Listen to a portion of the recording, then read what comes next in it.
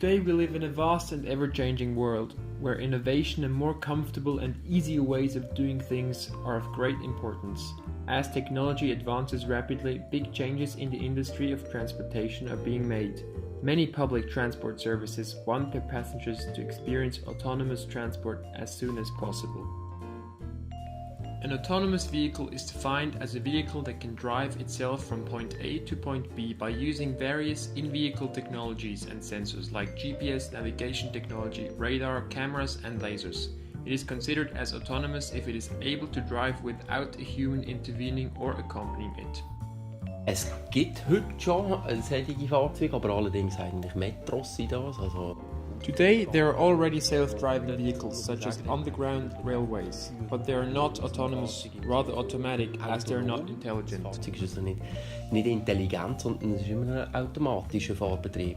Autonomous vehicles are already being applied around the world, for example in Potsdam in Germany, where the world's first autonomous tram has just recently been launched, in a Chinese city where the first track and railless buses are up and running.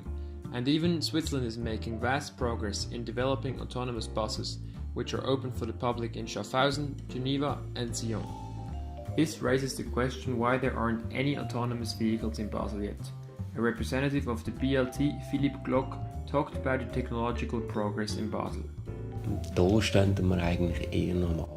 We are still at the beginning. Hilfsmittel, die wir kennen, die automatisch uns unterstützen, also im automatischen Betrieb. BLT betreibt ein Fahrzeug als Versuchsträger mit einem Anti-Kollisionswagen. The BLT uses one test tram with a collision warning system, which warns the driver if there is an object in the way and then activates the brakes. But unfortunately, it is not extremely reliable yet. Nichts unternimmt, tut es eine Bremsung auslösen. Ich muss aber auch sagen, dass im Moment das Kollisionswarnsystem noch nicht den Zuverlässigkeitsgrad hat, um sämtliche Hindernisse zuverlässig zu erkennen. When asked, the BVB, another big public transport organization, states not to investigate into the matter. Basel's complex traffic system is one of the major reasons for the lack of autonomous public transport. Es ist schon so, wir haben in verschiedenen Bereichen relativ komplexe. Basel has a very complicated traffic system, like for example the Aschenplatz, which is very complex, where the infrastructure would need to be changed for autonomous vehicles. Das auch müsste überdenkt und aufgelöst werden, wenn wir zukunftsorientiert das anschauen und was am autonomen Fahren sicher auch einfacher machen.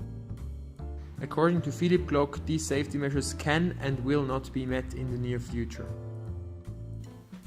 Darüber hinaus ist eigentlich schon geplant, dass man die Autonomie weiter ausbauen. It is planned to push autonomous vehicles forward, as it could be a great advantage in the dense traffic of Basel. Dass die Autonomie auch durchaus Vorteile bringen kann zum besseren Ausnutzen der Verkehrswege, die zur Verfügung stehen. Another issue is that the passengers need to feel secure and comfortable in autonomous vehicles, which is surprisingly the case. Ja, Vorteil ist, die Chauffeure sind heutzutage nicht mehr so sicher, oder?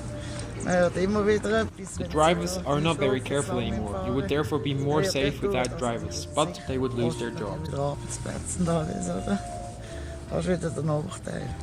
Most of the people asked would feel safe in autonomous vehicles, as they would have had to pass several safety tests before being approved.